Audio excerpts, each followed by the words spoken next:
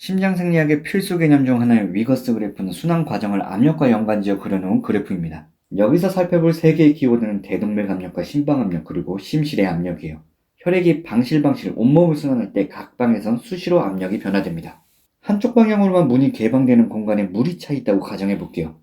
물은 모든 방향으로 미는 힘을 만들어냅니다. 그리고 그 힘이 충분하다면 문을 개방할 수도 있죠.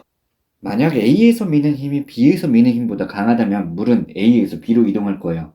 액체는 압력이 높은 곳에서 낮은 곳으로 이동하기 때문입니다. A의 물이 B로 충분히 이동하면 이제 B의 압력이 커지고 B에서 A로 이동하려 할 겁니다.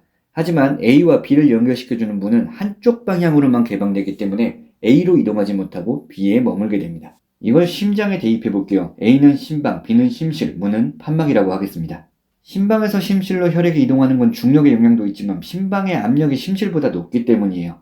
이런 흐름을 표로 그려낸 것을 위거스 그래프라고 해요. 심방의 압력이 높고 심실의 압력이 낮은 구간. 혈액은 압력이 높은 곳에서 낮은 곳으로 이동하기 때문에 심방에서 심실로 혈액이 이동합니다. 이때 방에서 실로 혈액이 이동할 수 있도록 이천판이 열린 상태로 유지돼요. 심실의 압력이 심방의 압력보다 높아지는 구간. 방과 실의 압력이 역전되면서 혈액은 심실에서 심방으로 이동하려 합니다. 하지만 혈액의 역류를 방지하기 위해 이천판이 닫히고 혈액은 심실에 머무르게 되죠. 이때 이천판이 닫히면서 럽 하는 소리가 나는데 이를 일심음이라고 해요. 등적 수축기. 심실의 압력은 심방보다 높아졌지만 대동맥이 이보다 훨씬 더 높은 압력을 가지고 있어요. 그래서 혈액이 대동맥으로 이동하기 위해선 지금보다 더 큰 압력을 만들어내지 않으면 안 됩니다. 심실은 압력을 높이기 위한 전략으로 등척성 수축을 만들어내요. 혈액의 이동은 없지만 압력이 높아지는 이 시기를 등적 수축기라고 합니다. 심실의 압력이 대동맥보다 높아지는 구간. 심실의 압력이 점점 높아져 대동맥을 압도하면 대동맥 판막이 열리고 혈액은 온몸으로 흐르게 돼요. 이때 심실이 한 번에 더 많은 혈액을 내보내기 위해 압력을 더 높이고 모든 혈액을 방출하고 급격하게 압력이 떨어지게 됩니다.